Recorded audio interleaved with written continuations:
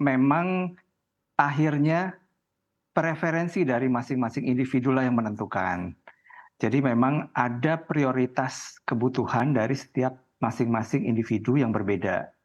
Jadi kalau kita lihat, masing-masing tadi, menyampaikan bahwa ada yang sampaikan bahwa pada saat mereka, masih single gitu ya, prioritasnya adalah kedekatan dengan kantor, kepraktisan gitu ya.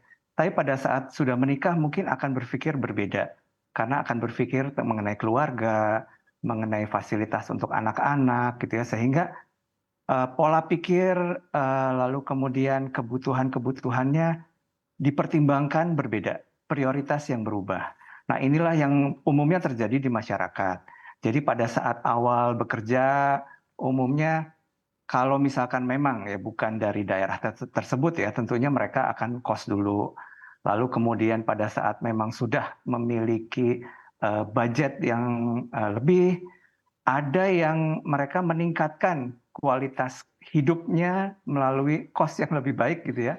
Tapi ada juga yang mereka berpikir untuk investasi.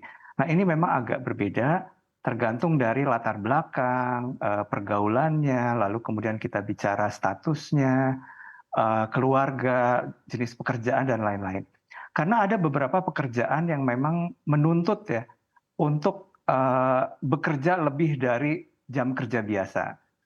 Sehingga mereka harus kerja sampai malam atau bahkan ada yang tidak mengenal jam, kerja dengan teratur ya.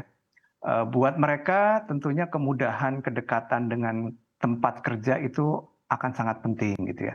Tapi di satu sisi yang lain, pada saat mereka sudah berkeluarga, mereka tadi lebih Ya. memikirkan kepentingan keluarga, anak gitu ya.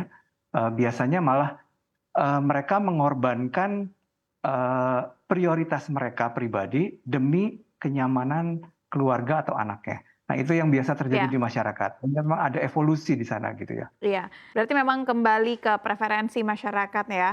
Dan kalau misalkan nih memilih untuk, sewa apartemen atau mungkin membeli rumah yang mungkin cukup jauh dari kantornya, selain biaya itu sendiri yang memang harus disiapkan, biaya-biaya apa lagi yang perlu kita antisipasi? Katakanlah dari sewa apartemen terlebih dahulu, baru ketika kita membeli rumah. Silakan. Ya. Kalau kita bicara sewa apartemen sama sewa kos-kosan mungkin agak sedikit berbeda ya. Biasanya kalau kita bicara kos-kosan seringkali sudah all in ya biaya-biayanya, jadi lebih mudah untuk menghitungnya. Tapi kalau apartemen, ini juga ada dua, service apartemen dan apartemen sewa biasa ya, jadi ke yang strata title apartemen. Nah kalau kita bicara ke sewa apartemen biasa, ini harus dipastikan dulu bagaimana deal kita dengan, pihak, pemilik ya. Karena biasanya mereka menginginkan adanya uang deposit ya, 1 bulan sewa.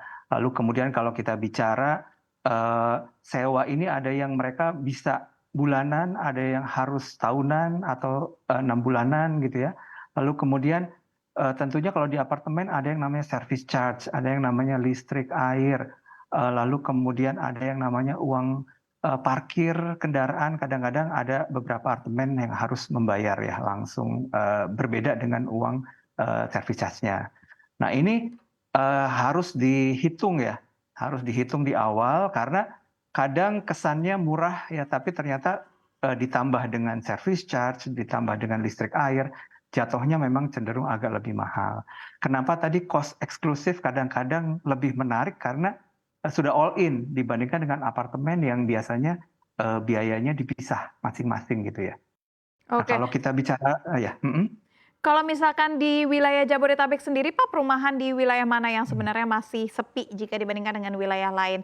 Dan masihkah infrastruktur transportasi ini, belum merata sepenuhnya ke beberapa wilayah tersebut, Pak? Kalau kita bicara perumahan di Jabodetabek, benar bahwa memang tidak semua area itu sama, dari sisi infrastrukturnya, dari sisi, fasilitas, amenitas kotanya. Karena kita tahu bahwa, di beberapa, pusat-pusat ya kota itu memang sudah lebih, padat gitu ya.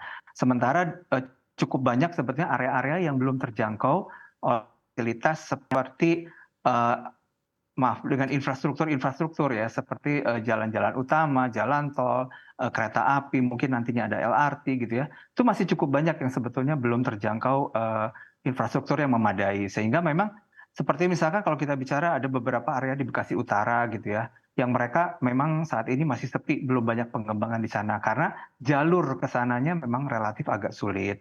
Di Bogor, Kabupaten Bogor khususnya itu banyak sekali area-area area-area yang saat ini memang masih hijau ya, masih belum ter-touch ya oleh pembangunan. Tapi di sisi lain sebetulnya ada juga dari peruntukan.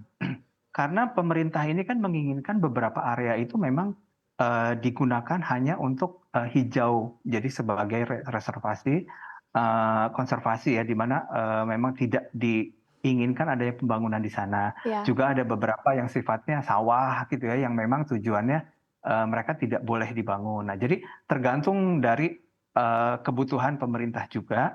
Tapi di sisi lain bahwa benar bahwa banyak juga area-area yang saat ini belum terjangkau oleh infrastruktur yang menyebabkan area itu masih relatif sepi gitu. Iya, dan kalau misalkan kita berbicara terkait dengan harga, Pak, ini kenaikan harga dari rumah ataupun harga sewa apartemen ke depannya akan seperti apa? Terlebih kita mengingat status pandemi kini sudah berubah menjadi endemi, Pak. Sebetulnya memang pada saat pandemi terjadi, harga sewa apartemen itu relatif cukup terkoreksi ya. Jadi cukup banyak, bisa 30-40% gitu ya, terkoreksi harga sewanya. Nah sekarang memang sedikit demi sedikit demand untuk sewa apartemen itu relatif sudah mulai agak naik. Nah ini yang menyebabkan pelan-pelan juga pihak owner atau service apartemen juga mereka mulai menaikkan harga sewanya. Jadi memang akan terjadi kenaikan harga sewa ini seiring dengan berjalannya demand untuk sewa di apartemen di area CBD khususnya. Nah, tapi tentunya ini tidak bisa kita prediksi mereka akan melonjak ya, karena ini pelan-pelan. Karena walaupun ini sudah selesai nih ya pandeminya, tapi sebetulnya secara bisnis ini kan pelan-pelan ya baru kembali ya. Jadi kita dengar ada beberapa co-working space udah mulai kembali eh, berkembang lagi gitu ya. Jadi beberapa perusahaan-perusahaan kecil sudah mulai mereka bangkit lagi. Nah ini yang membuat nanti permintaan-permintaan pelan-pelan akan naik. Tapi memang tidak secara langsung akan meningkat, tapi pelan-pelan seiring dengan peningkatan dari permintaannya.